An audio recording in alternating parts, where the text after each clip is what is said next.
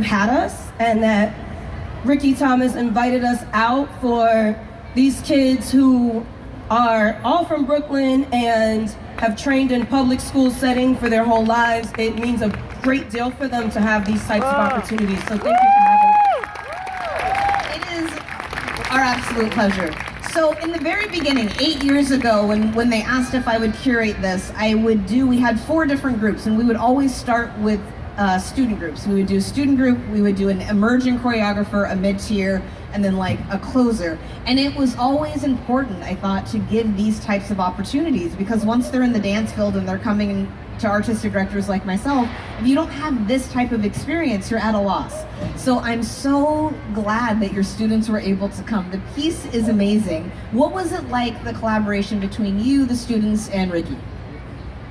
Well, Ricky is amazing. I mean, you see his company, but he is also an amazing talent working with kids. It gave them a taste of what the professional world is like, which is very important. And he's also just a gift. So please do follow A. Thomas Project. He does so much in the community. He rehearses up in Harlem. He gives back all the time, especially in public schools. So it's been a great experience for them to go from working with me and their other teachers, but also to have professionals come in and work with them. And I think they stepped up to the challenge. They were dancing, yes. So can we talk a little bit about your journey of becoming a dance teacher? It's so important, that next generation of dance. It's how the art form gets passed on, right? So what was it about teaching for you that was like, I need to do that with my life? Well, I fell in love with dance actually in New York City Public School at my middle school, Philippa Schuyler Middle School, which is in Bushwick.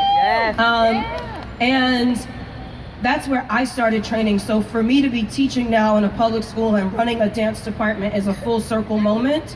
But teaching for me has always been something that I was interested in. I think because my first teachers were so cool and were so amazing, and always created a kind of home away from home atmosphere, which is what I aim to do for my students and give them a platform where they can be their best selves. So I'm very grateful to have the opportunity. I've been with the school for 12 years. Yeah, I've been there a long time. I'm sad to see this graduating class go, but I am so excited to see what they're going to do. Some of them are heading out into BFA programs. Some of them are heading out to BA programs. Some of them are going to be nurses and doctors and everything. It's the discipline that they learn in the studio that carries them through whatever it is that they decide to study in college and beyond. So I'm completely grateful to be able to give back and to see them blossom and grow.